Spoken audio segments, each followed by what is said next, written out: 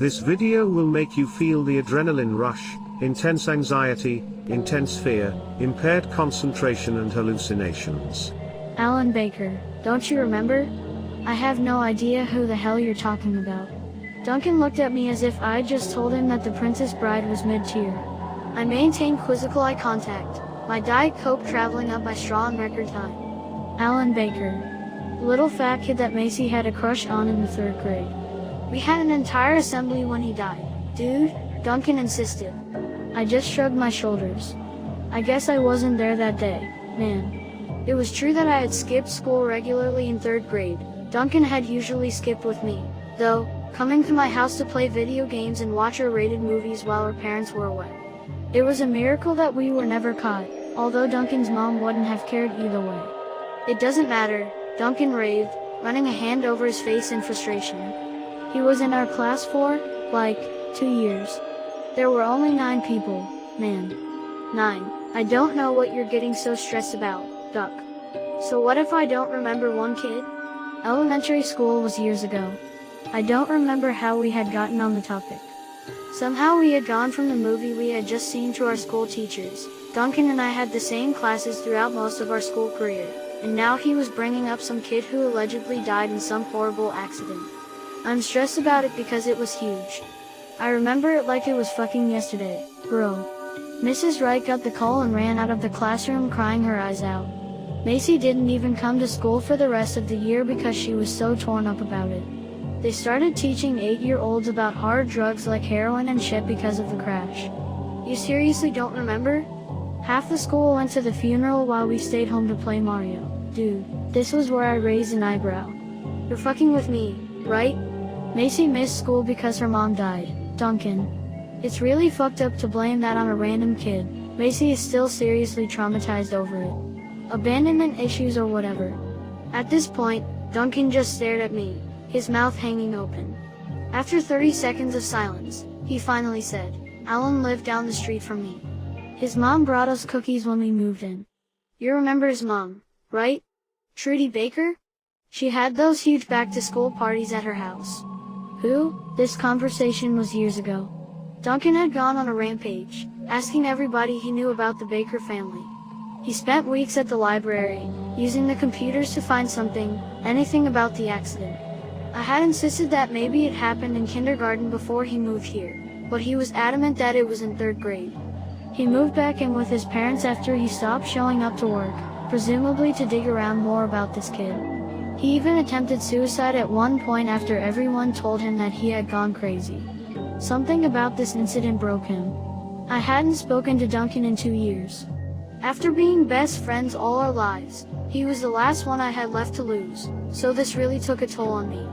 After dropping out of college, my girlfriend leaving me, and now my best friend belonging in a fucking psych ward, it's safe to say that this Alan Baker shit had contributed to ruining my life. It was 2 in the morning, and I was just about to fall asleep on my couch with a shitty Netflix horror movie playing in the background.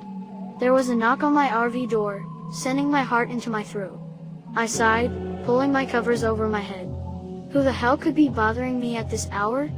The knocking turned into a frantic pounding as a familiar voice yelled my name. This caught my attention, and I hurled myself off of my couch and tore the door open.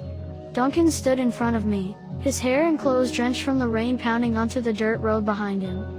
I have to show you something. I offered Duncan a change of clothes and a blanket, both of which he happily accepted.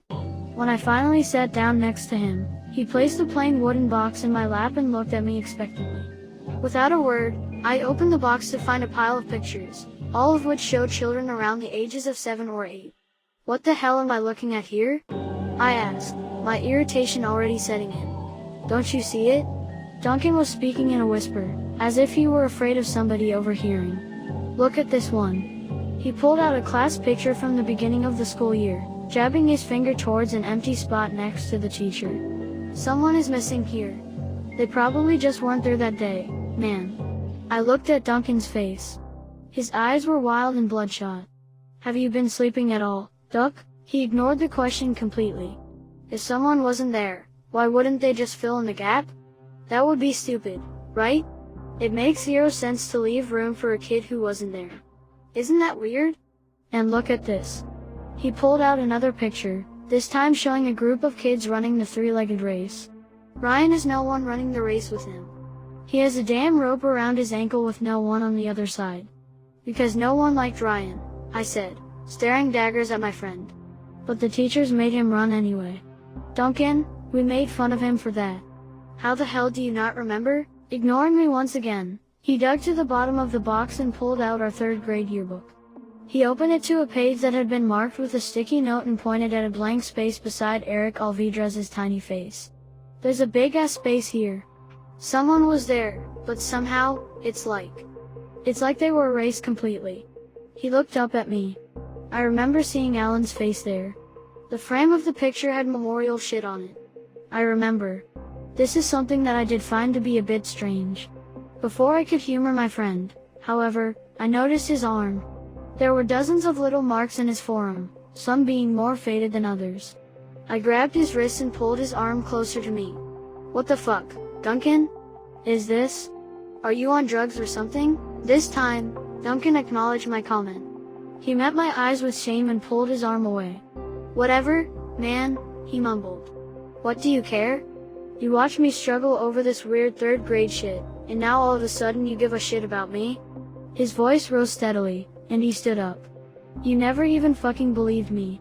How could I believe you, Duncan? I snapped. You're crazy, man.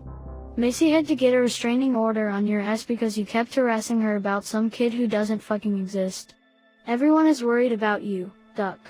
You disappeared off the face of the earth for 2 years, and now you're showing up at my doorstep with pictures of kids, expecting me to believe your junkie ass? Duncan stared at me for an eternity. Without saying a word, he stuffed all of his pictures back in the wooden box, ripped the box out of my lap and stormed out of my RV. I didn't try to stop him. I splashed water in my face, took a shot of whiskey and went to sleep. I didn't dream that night. I dozed off into blackness for what seemed like a few seconds, until I heard something. A voice.